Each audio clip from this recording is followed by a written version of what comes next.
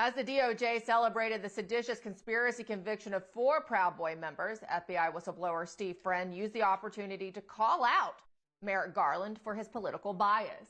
Steve tweeted, quote, AG Garland says the PB Proud Boys verdict shows the DOJ will do everything in its power to defend the American people and American democracy. Looking forward to the same dogged efforts if POTUS took money from a foreign government.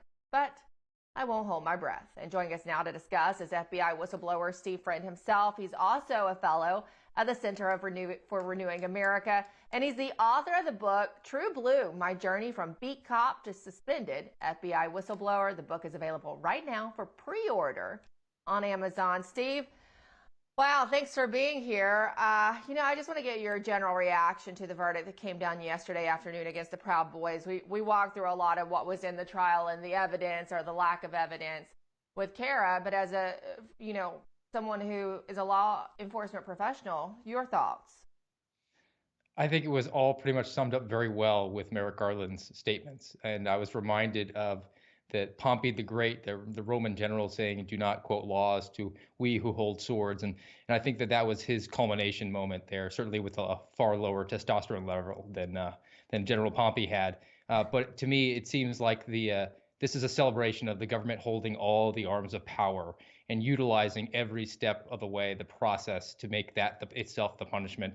And we can sit here and scream and holler about all the laws that were violated, how the jury was tainted, and how there were some nefarious intentions behind the judge's rulings when it came to making the defense clear its questions ahead of time with the prosecution, and uses of informants improperly, and monitoring communications between the defense and the defense attorneys and their clients. So all these things are outside the bounds of regular jurisprudence, but at the end, Merrick Garland kind of sums it up and he says, hey, we make the rules, we have all the power, what are you going to do about it?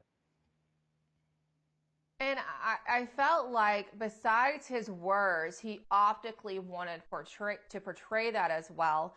It was quite something to see him walk out and bring all the top DOJ leadership with him, the head of the FBI. I felt that was also meant to send a message to people, to the show of power that they have.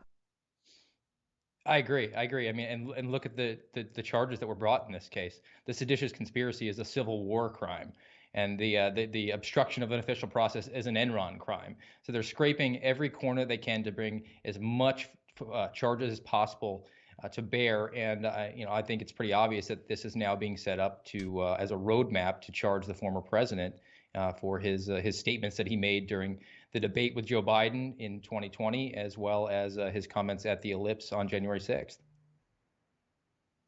Yeah, I agree. Now, Steve, as you mentioned in the tweet, the president of the United States is facing bribery allegations from top Republican lawmakers. Both Senator Chuck Grassley and Chairman James Comer sent a letter to the FBI and DOJ saying they have a whistleblower disclosure that claims the FBI has a document that reveals that then Vice President Joe Biden took money in exchange for policy decisions. John Kirby literally ran away when he was asked about this yesterday. Watch.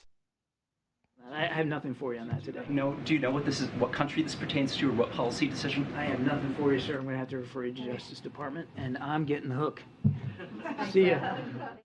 You know what, John, Steve, I'm very familiar when press secretaries run from the podium and it's a question they don't want to answer, is because they don't want to get in trouble because they know the answer, Steve. Well, I think they were also concerned about Karine Jean-Pierre not being able to run quite as fast as John Kirby. So they probably sent him out there. Maybe he's got a quicker 40-yard dash time.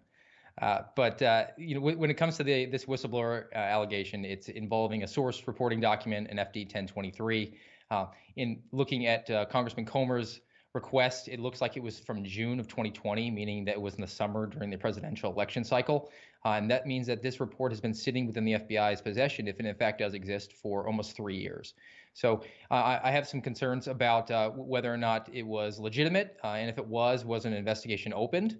And if not, why not? Those are all questions that need to be answered. And the FBI cannot hide behind this statement of we cannot comment on an ongoing investigation because, in fact, if an investigation does exist, it is incumbent on them to make that transparent to the American people about the sitting president. And if there isn't, then they should exonerate the president. But at the end of the day, full transparency is necessary here because there's going to be repeated allegations otherwise that they deep six the existence of this allegation in a source reporting document as opposed to opening a sensitive investigative matter preliminary investigation.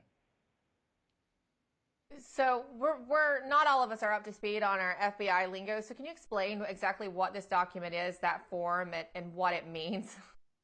Sure. So an FD 1023 is a memorialization of a communication between an FBI agent and a confidential human source, an informant. And it could be sat down, had a cup of coffee with my snitch, could be a phone call, a text message, an email.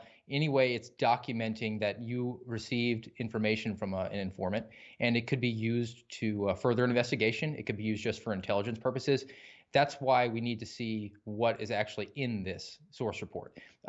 My fear and my concern is that there was a legitimate allegation made, and as opposed to opening up a full preliminary investigation on, at the time, a presidential candidate, which would be a sensitive investigative matter and would require approvals up the chain of command from the field office back at FBI headquarters and even notification to the Department of Justice, that they took that information and documented it in the source reporting document and kind of filed it away and essentially made it, while it is unclassified, a classified document because they do protect the confidential human source information very well. And that gave people up and down the chain of command deniability. They didn't know what was going on about it.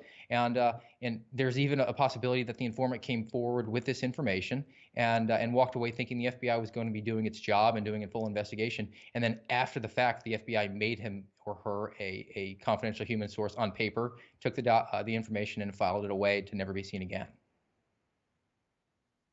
It's interesting. So we don't, the members of Congress might not actually have a copy of this document. We know that they've talked to the whistleblower who says that the FBI has this information for transparency, I guess, but it's a big risk to this person. And you would know this whistleblower could come forward and tell the American people potentially if they get some protections from Congress. Yes.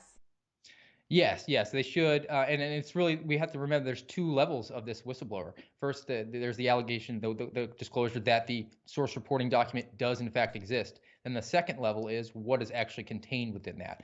But if this individual, be they a government employee, goes about it the right way, they have obviously a concern that there's waste, fraud, abuse, or risk to the public safety, and they make the proper allegations to the proper parties, which would be in this case Congress, that is completely within the letter of the law, and then they should receive the necessary protections that unfortunately too many people, myself included, did not receive.